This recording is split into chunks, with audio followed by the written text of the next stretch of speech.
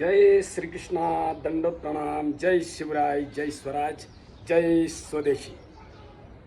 मित्रांनो, माझ्या मैत्रिणींनो, माझ्या सर्व आयांनो, बहिणींनो आणि माझ्या मुलींनो, आजचा उपचार तुमच्यासाठी, समस्त मातृशक्तीसाठी, त्यांना सबल बनवण्यासाठी, समृद्ध करण्यासाठी.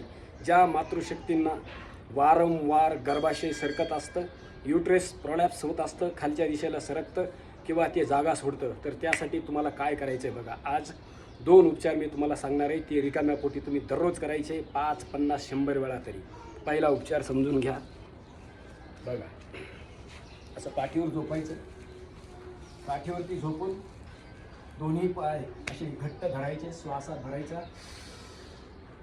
स्कंदरासन.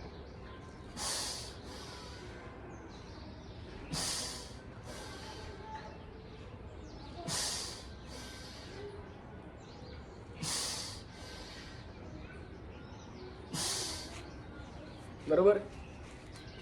त्यानंतर करायचं आहे बाह्य प्राणायाम. श्वास भरायचा आहे,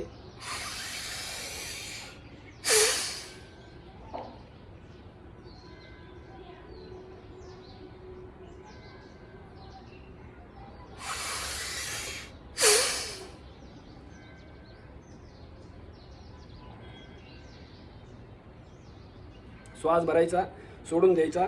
ओटी आणि पोटाला आत खेचायचं. होईल त्रास, पण उपचार मात्र 100% हमखास. हे मात्र लक्षात ठेवा.